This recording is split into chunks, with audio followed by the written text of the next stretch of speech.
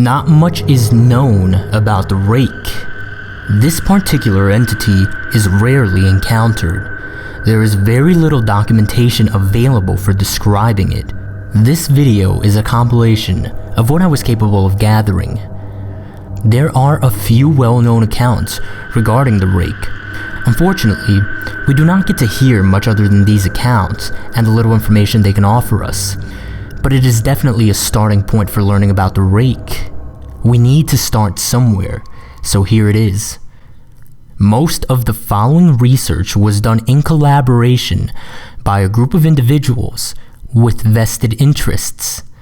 These interests are largely based on the fact that they themselves were survivors of direct encounters with the Rake. Now here's a compilation of various experiences these survivors found. The first is from a mariner's log, and it is dated 1691. It says, "He came to me in my sleep. From the foot of my bed I felt a sensation. He took everything. We must return to England. We shall not return here again at the request of the Rake." Now this implies some sort of communication between the Rake and the mariner, and that the Rake somehow convinced or maybe even forced the mariner out of wherever he was and to return to England. The next is a journal entry, and it's actually translated from Spanish. It's dated 1880. It says, "I have experienced the greatest terror. I have experienced the greatest terror. I have experienced the greatest terror. I see his eyes when I close mine. They are hollow, black. They saw me and pierced me. His wet hand. I will not sleep. His voice." And then the rest of the text was unintelligible. Now, another account they found was actually from a suicide note, which was dated 1964. This note said, "As I prepare to take my life, I feel it necessary to assuage any guilt or pain I have introduced through this act. It is not the fault of anyone other than him, for once I awoke and felt his presence, and once I awoke and saw his form, and once again I awoke and heard his voice and looked into his eyes. I cannot sleep without fear of what I might next awake to experience. I cannot ever wake. Goodbye." Now, this note was found in a wooden box. Found in the same wooden box were 2 empty envelopes addressed to William and Rose. There was also 1 loose personal letter with no envelope. This letter said, "Dearest Linny, I have prayed for you. He spoke your name." Finally, here's the main account from one of the actual survivors, one of the actual researchers who compiled the various experiences. This account is from a direct witness. It is from 2006. 3 years ago, I had just returned from a trip from Niagara Falls with my family for the 4th of July. We were all very exhausted after a long day of driving, so my husband and I put the kids right to bed and called it a night.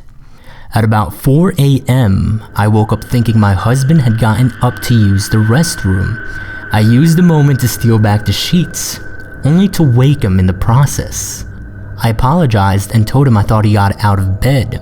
When he turned to face me, he gasped and pulled his feet up from the end of the bed so quickly, his knee almost knocked me out of the bed.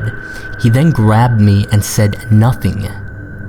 After adjusting to the dark for a half second, I was able to see what caused the strange reaction. At the foot of the bed, sitting and facing away from us, there was what appeared to be a naked man, or a large hairless dog of some sort. Its body position was disturbing and unnatural, as if it had been hit by a car or something. For some reason, I was not instantly frightened by it, but more concerned as to its condition. At this point, I was somewhat under the assumption that we were supposed to help him.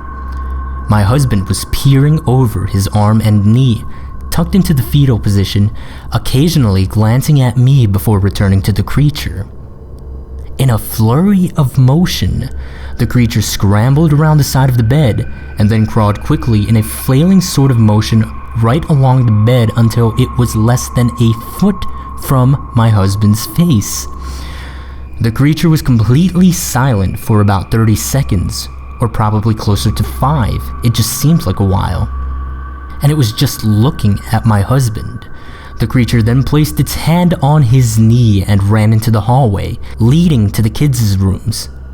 I screamed and ran for the light switch, planning to stop him before he hurt my children. When I got to the hallway, the light from the bedroom was enough to see it crouching and hunched over, about 20 feet away.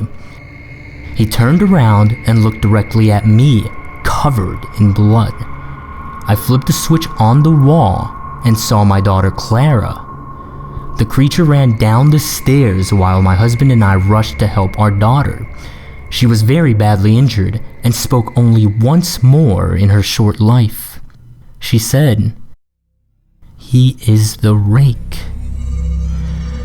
My husband drove his car into a lake that night while rushing our daughters to the hospital. They did not survive. Being a small town, news got around pretty quickly. The police were helpful at first, and the local newspaper took a lot of interest as well. However, the story was never published, and the local television news never followed up either. For several months, my son Justin and I stayed in a hotel near my parents' house. After we decided to return home, I began looking for answers myself. I eventually located a man in the next town over who had a similar story. We got in contact and began talking about our experiences. He knew of 2 other people in New York who had seen this creature we now refer to as the Rake. It took the 4 of us about 2 solid years of hunting on the internet and writing letters to come up with a small collection of what we believe to be accounts of the Rake. None of them gave any details, history, or follow-up. One journal had an entry involving the creature in its first 3 pages, and never mentioned it again. A ship's log explained nothing of the encounter, saying only that they were told to leave by the Rake. That was the last entry in the log. There were, however, many instances where the creature's visit was one of a series of visits with the same person. Multiple people also mentioned being spoken to, my daughter included. This led us to wonder if the Rake had visited any of us before our last encounter. I set up a digital recorder near my bed and left it running all night, every night, for 2 weeks. I would tediously scan through the sounds of me rolling around in my bed each day when I woke up. By the end of the 2nd week, I was quite used to the occasional sound of sleeping while blurring through the recording at 8 times the normal speed. Even so, this still took almost an hour every day. On the first day of the 3rd week, I thought I heard something different. What I found was a shrill voice. It was the Rake. I can't listen to it long enough to even begin to transcribe it. I haven't let anyone listen to it yet. All I know is that I've heard it before, and I now believe that it spoke when it was sitting in front of my husband. I don't remember hearing anything at the time, but for some reason, the voice on the recorder immediately brings me back to that moment. The thoughts that must have gone through my daughter's head make me very upset. I have not seen the Rake since he ruined my life, but I know that he has been in my room while I slept. I know and fear that one night I'll wake up to see him staring at me.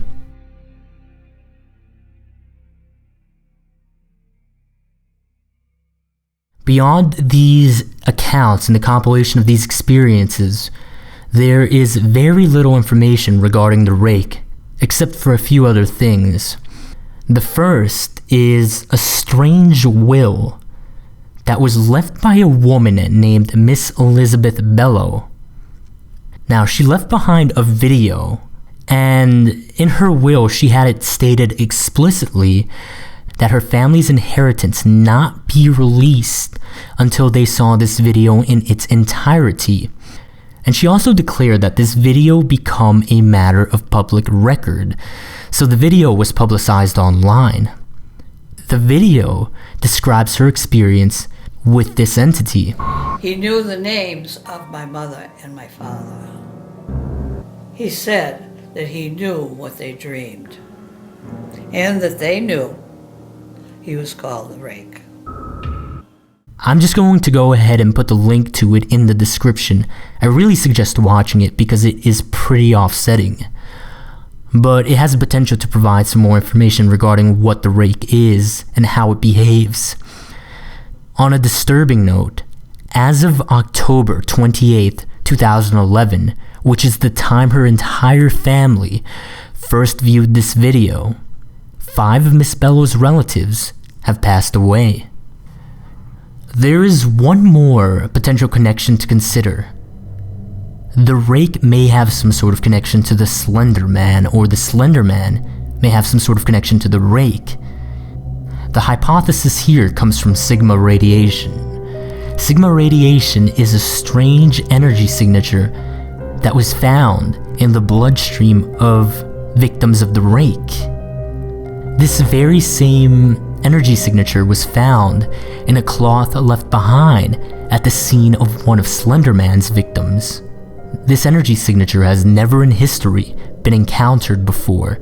In fact, radiation might be a misnomer because it isn't radiation as we know it.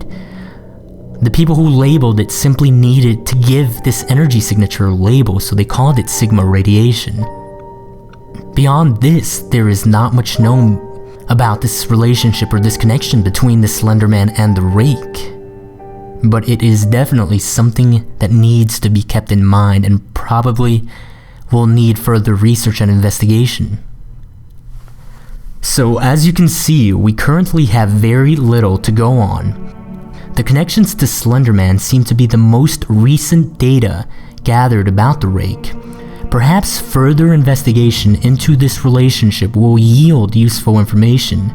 However, anyone doing any such investigation should remain cautious. We do not know exactly how or why these beings behave the way that they do, but if we seek to prevent further dangers and prevent further victimization, then we must push forward in our exploration of this phenomenon.